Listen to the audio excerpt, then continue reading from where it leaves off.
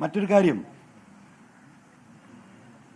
ഇതിൽ ഇപ്പോൾ U D എഫിലെ ഘടകകക്ഷിയാക്കുന്ന വിഷയങ്ങളുണ്ടല്ലോ, ഞാൻ മുമ്പും പറഞ്ഞ കാര്യങ്ങളാണ്. ഒരു കമ്പ്യൂട്ടറും ഒരു ഭാര്യയും ഭർത്താവും മാത്രമുള്ള ഒരു പാർട്ടി ഇതിലെ ഘടകകക്ഷിയാണ്, കേരള പ്രവാസി അസോസിയേഷൻ. ആർക്കും അറിയില്ല. ജനങ്ങളിപ്പോൾ ചർച്ച ചെയ്തുകൊണ്ടിരിക്കുകയാണ്. ഇനി പി വി അൻവറിനെ എന്താ പറയുക, മാമോദിസ മുക്കിയിട്ട് കയറ്റണമെന്ന് പറയുന്ന ആ ബഹുമാനപ്പെട്ട ചെയർമാനോട് ഒറ്റ കാര്യം കൂടി ഞാൻ ചോദിക്കുകയാണ്. അതായത് JSS 2016 UDF വിട്ട് തിരിച്ച് BJP തീർന്നു. BJPയിൽ JSS നമ്മളെ പഴയ ഗൗരിയമ്മൻ്റെ പാർട്ടിയാന്ന് തോന്നുന്നു. 2017 രമേശ് ചെന്നിത്തല പ്രതിപക്ഷ നേതാവായ സമയത്ത് UDFൽ എടുക്കാൻ വേണ്ടി നോട്ടീസ് കൊടുത്തു. ഈ ഇരിക്കുന്ന ചെയർമാൻ്റെ റെക്കമെൻഡേഷൻ, ഇപ്പം ഇരിക്കുന്ന UDF ചെയർമാൻ്റെ റെക്കമെൻഡേഷനിൽ അവരെ തിരിച്ചെടുത്തു. 2 ദിവസം കേട്ടോ. അപ്പം ഇനി ഞാൻ BJPയിൽ പോയിട്ട് തിരിച്ചു വരികയാണെങ്കിൽ അദ്ദേഹം സ്വാഗതം ചെയ്യുമായിരിക്കാം. ഇതാണ് എന്താ പറയുക നിലപാട് എന്ന് പറയുന്നത്. അപ്പം ജനങ്ങൾ ആ കാര്യങ്ങൾ കൃത്യമായി മനസ്സിലാക്കുക. അവസാനിപ്പിക്കുന്നു. കാരണം നീ ഇപ്പോൾ ഈ കാര്യങ്ങൾ ഈ കോലത്തിൽ പറയാൻ കഴിയോ? നിങ്ങൾ ഈ മൈക്കും കൊണ്ട് എൻ്റെ മുന്നിലേക്ക് വരുമെന്നൊന്നും എനിക്കറിയില്ല. കാരണം അങ്ങനെയാണ് കാര്യങ്ങൾ നടന്നുകൊണ്ടിരിക്കുന്നത്. അപ്പോൾ ഇനി നമ്മുടെ യഥാർത്ഥ വിഷയത്തിലേക്ക് കിടക്കുക.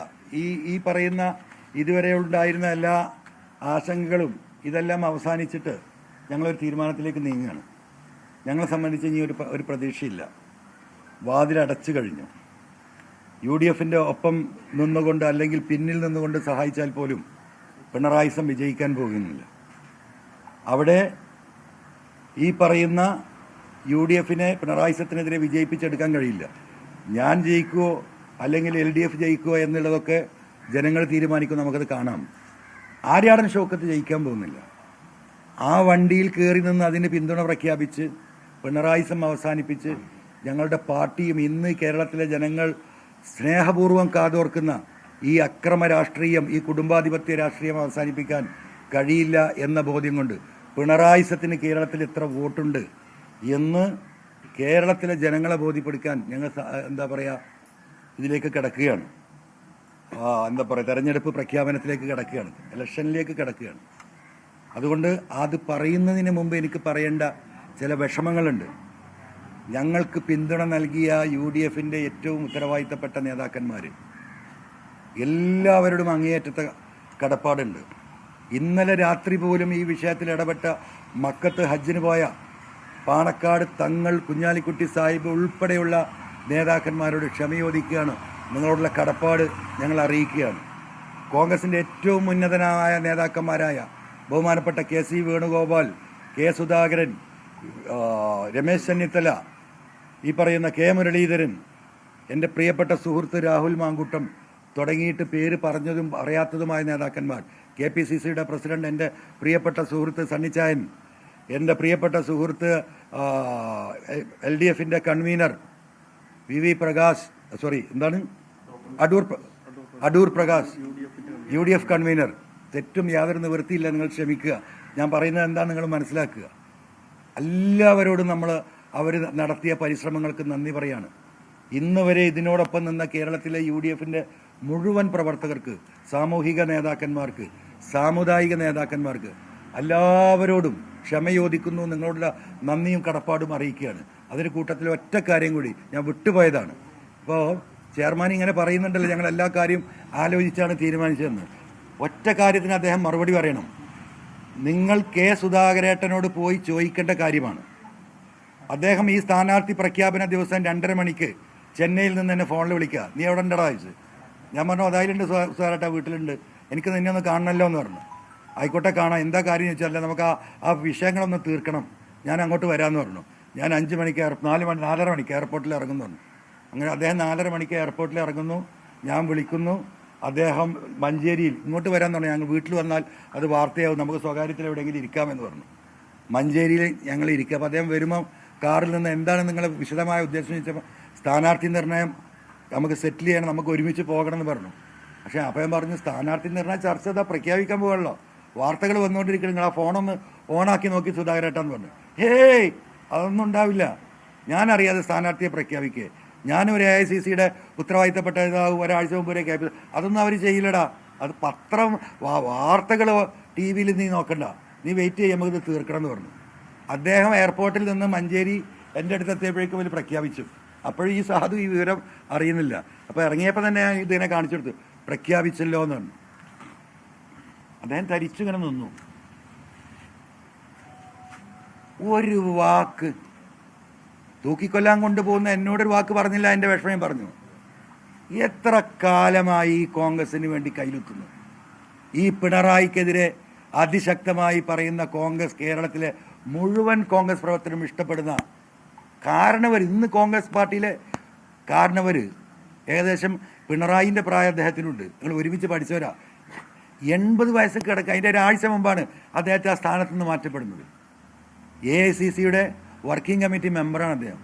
ഒരു വാക്ക് ആ പ്രഖ്യാപിക്കുമ്പോൾ, ഹലോ സ്വരേട്ട ഞങ്ങളിങ്ങനെ പ്രഖ്യാപിക്കുന്നുണ്ട്, പറഞ്ഞോ, ചോദിച്ചോ? എന്ത് മര്യാദയാണ് ഈ VD സതീശനിൽ നിന്ന് ഇനി പ്രതീക്ഷിക്കേണ്ടത്? നിങ്ങൾ ചോദിക്കൂ സുധാകരേട്ടനോട്. അദ്ദേഹം കളവൊന്നും പറയുന്നതിൽ വിശ്വാസം എനിക്കില്ല. നിങ്ങൾ ചോദിക്കൂ. അപ്പം ആരെ കണ്ടിട്ട് ഇനി ഞാൻ നിൽക്കണം? ഇതാണ് ഇതിൻ്റെ വസ്തുത. അതായത് ഈ പറയുന്ന VD സതീശനും ആ ചുറ്റും നിൽക്കുന്ന ഉപജാപക സംഘങ്ങളും, പറയപ്പെടുന്ന കഴിഞ്ഞ കാലത്തെ ഹരിത MLA മാർ, ഇതിലെ ഒരു വിഭാഗവും ഈ കോൺഗ്രസിനെ കുട്ടിച്ചോറാക്കി കോൺഗ്രസിലെ ഉത്തരവാദിത്തപ്പെട്ട കാരണവന്മാരായി ഇന്ന് തിളങ്ങി നിൽക്കുന്ന മുല്ലപ്പള്ളി സാർ ഉൾപ്പെടെ, AK ആൻ്റണി സാർ ഉൾപ്പെടെ, സുധീരൻ സാർ ഉൾപ്പെടെയുള്ള മുഴുവൻ നേതാക്കന്മാരെയും സൈഡ് ലൈൻ ചെയ്തുകൊണ്ട് ഞങ്ങൾ നേടും, ഞാൻ തീരുമാനിക്കും. ഒരു ഹിറ്റ്ലറിൻ്റെ രൂപം നിങ്ങൾക്ക് കാണുന്നുണ്ടോ ഈ വ്യക്തിയിൽ? ഇന്നത്തെ ഈ അവസാനത്തെ ആ പ്രഖ്യാപനമൊക്കെ നിങ്ങൾ കണ്ടില്ലേ? വാതിലടച്ചു. ഹിറ്റ്ലറിസം, അതാണ് ഇന്ത്യൻ നാഷണൽ കോൺഗ്രസിലെ കേരളത്തിൽ നടക്കുന്നത്. ബഹുമാനപ്പെട്ട KC പോലും വാക്ക് പറയാൻ ശേഷിയില്ലാതെ, ബഹുമാനപ്പെട്ട കുഞ്ഞാലിക്കുട്ടി സാഹിബിനെ പോലെയുള്ള ഈ പറയുന്ന ബഹുമാനപ്പെട്ട K കരുണാകരൻ്റെയും ഉമ്മൻചാണ്ടി സാറിൻ്റെയും ഈ പറയുന്ന KM മാണിയുടെയും കൂടെ 10, 35, 40 വർഷമായി കേരളത്തിൻ്റെ ഭരണത്തിൽ മന്ത്രിയായി കേരളത്തിൻ്റെ രാഷ്ട്രീയം തീരുമാനിക്കുന്നതിൽ ഉന്നത നിലവാരം പുലർത്തി അതിൽ ഇടപെട്ടുകൊണ്ടിരിക്കുന്ന കുഞ്ഞാലിക്കുട്ടി സാഹിബിനെ പോലെയുള്ള നേതാക്കളോട് പോലും പുച്ഛഭാവത്തിൽ പെരുമാറുകയും ധിക്കാരം കാണിക്കുകയും ഏത് പാണക്കാട് തങ്ങൾ എന്ന് ധ്വനിപ്പിക്കുന്ന രീതിയിൽ തങ്ങന്മാരുടെ പാണക്കാട് തങ്ങളുടെയും ഇവിടുത്തെ സാമുദായിക നേതാക്കന്മാരുടെയും മതമേലധ്യക്ഷന്മാരുടെയും ഇടപെടൽ പോലും പുച്ഛിച്ച് തള്ളുന്ന ആ വ്യക്തി UDFൻ്റെ നേതൃത്വത്തിലിരിക്കുമ്പോൾ തൃണമൂൽ കോൺഗ്രസ് അതിലേക്ക് വാതിൽ കൂടി അടച്ചുകൊണ്ട് ഇനി ഞങ്ങളെ സംബന്ധിച്ച് ഒരു ഓപ്ഷനും ഇല്ല. അതുകൊണ്ട് ഞങ്ങൾ തിരഞ്ഞെടുപ്പിലേക്ക് പോവുകയാണ്. ജനങ്ങൾ തീരുമാനിക്കട്ടെ. എൻ്റെ ജീവൻ നിലമ്പൂരിലെ പാവപ്പെട്ട ജനങ്ങളെ കയ്യിലാണ്. ആ മലയോര കർഷകർക്ക് വേണ്ടിയിട്ടാണ് ഞാൻ ഈ പോരാട്ടം മുഴുവൻ നടത്തിയത്. അവരുടെ കാർഷിക പ്രശ്നങ്ങൾ, അവിടുത്തെ വന്യമൃഗ ശല്യം, ഈ പോലീസിൻ്റെ അക്രമം, തൊഴിലാളികളുമായിട്ടുള്ള ബന്ധപ്പെട്ട പ്രശ്നം, ഈ പറയുന്ന ടാപ്പിംഗ് തൊഴിലാളികളുടെ പ്രശ്നം, ഈ പറയുന്ന എന്താ പറയുക കുടുംബശ്രീയുമായി ബന്ധപ്പെട്ടിട്ട് അവർക്ക് സബ്സിഡി കൊടുത്തിട്ട് 4-5 വർഷമായി. ഇങ്ങനെ ജനങ്ങളുടെ നിത്യജീവിതം, ഓട്ടോറിക്ഷ തൊഴിലാളികളുടെ പ്രശ്നം, വഴിയോര കച്ചവടക്കാരുടെ പ്രശ്നം, ജീവിതത്തിൻ്റെ 2 അറ്റം മുട്ടിക്കാൻ 18 മണിക്കൂറും കഠിനാധ്വാനം നടത്തുന്ന പാവപ്പെട്ട മനുഷ്യർക്ക് അവരുടെ ജീവിതത്തിൻ്റെ 2 അറ്റം മുട്ടിക്കാൻ ഈ ഗവൺമെൻറ്റിൻ്റെ ചില നിലപാടുകൾ ശരിയാവുന്നില്ല, പ്രയാസത്തിലാണ്. ഇവിടുത്തെ പാവപ്പെട്ട കമ്മ്യൂണിസ്റ്റുകാർക്ക്, സഖാക്കൾക്ക് ഗവൺമെൻറ്റിൽ നിന്ന് നീതി ലഭിക്കുന്നില്ല. ഉത്തരവാദിത്തപ്പെട്ട പാർട്ടി നേതാക്കന്മാരെ അപമാനിച്ചു വിടുന്നു കേരളത്തിലെ ഉദ്യോഗസ്ഥന്മാരും പോലീസും. ഇത് പറഞ്ഞതിൻ്റെ പേരിൽ ആ ഗവൺമെൻറ്റിൽ നിന്ന് ഇറങ്ങി വന്നവനാണ് ഞാൻ. ഇവിടെയാണ് എൻ്റെ കത്രിക പൂട്ടുന്നത്. നിങ്ങൾ എഴുതി വെച്ചോ. എനിക്കെൻ്റെ പ്രിയപ്പെട്ട നിലമ്പൂരിലെ ജനങ്ങളോട് ഒറ്റ വാക്കേ പറയാനുള്ളൂ. എൻ്റെ കയ്യിലൊന്നുമില്ല. നിങ്ങൾക്ക് വേണ്ടി ഈ ഇത്രയും കാലം ഞാൻ നടത്തിയ പോരാട്ടം, 9 വർഷം ഞാൻ അവിടെ നടത്തിയ വികസന പ്രവർത്തനം, ദുരിതങ്ങളിൽ, ആശുപത്രിയിലെ പ്രയാസം, എല്ലാത്തിലും ഒരു MLAക്ക് അപ്പുറം നിങ്ങളുടെ ഒരു സഹോദരനായി നിന്ന് ഞാനൊരു ബേക്കറിയിലും കയറി, AC ബേക്കറി കയറി.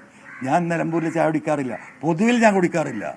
അവിടുത്തെ സാധാരണ വഴിയോര കച്ചവടക്കാരന് അവൻ്റെ അടുത്ത് നിന്ന് ഒരു ബുൾസൈ, ഒരു കട്ടൻ ചായയും വാങ്ങിയാൽ അവന് 100 റുപ്യ കിട്ടുമല്ലോ. ആ ഉദ്ദേശത്തിൽ നടക്കുന്ന അവർക്ക് വേണ്ടി പറഞ്ഞിട്ടാണ് ഞാൻ ഇവിടെ എത്തിയത്.